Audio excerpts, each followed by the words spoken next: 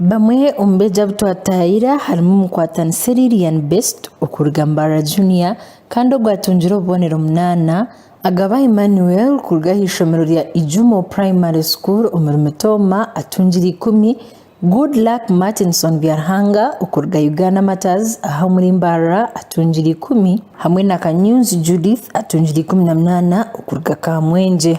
My name is Emmanuel and I'm very happy and proud of myself for the 10 aggregates I've got in this PLE. Things were not very easy, but I thank the Almighty God, my parents, and of course my teachers who provided me quality education. In earlier classes, I can perform a good. Uki kompi 7 na levantu nyine adding more effort. So uki kompi 7 na revising my books harder, na consulting our teachers banje. Now consulting even my friends who knew something I never knew, which I never knew. Then after, so 5 Ungani is expecting, by the way, Ungani expecting a 4 or 5. Then, Mukama, Ngara Yamba 5. Best owabanaja kuzana mazarwa jeri izoba ya Simarhanga abo kumushemeza kabili. My name is Lilian Best.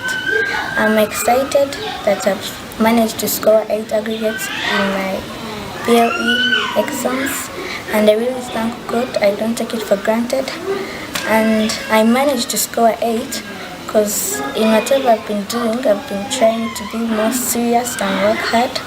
And I also would like to thank our teachers. Twahikahona hishomero lya Boma Primary School kandi abana bo baba bari mu kujaguza bwanyuma y'abeji babo okushira higuru omgrade yo kubanza ne ya kabiri. Hamukuru wishomero Steven Kumureba nashobora kibabasise koraje. Itwenka Boma Primary School ekituyambire kubasa kora results nkezi nabwa cooperation. Abukwa itontu making sure kureba ngo twena twatebo mugoremwe. Kutandikira habukiko bwishomero ukaza ahabashomesa ukazana n'abazire kandi ukazana n'abana akubabona w'abantu abo kubasa kuhereza bread bwene wareba mwahabana aho kandi mukora tubikuruga mugi. Aha twashanga yo mweji Evelyn Nabukera oyihireyo bonero 5 kandi ogu yasimarhanga ahabwe mbabazi na nokumbasa kuhikaje. Nihireyo 5 aggregates kandi nsimra mukama. It is not easy to achieve, but when you put in your effort, nobasa kuchikora hati nkabuza abashomesa banje nanye nashaba mukama na revising ebitabo byanje kandi mukama mbasise nabasakora 5 aggregates. No muri ntungamo abeje nabo bakozire kurunji kandi abutwagambaho nabo Bayoreka kushemererwa kwa mani.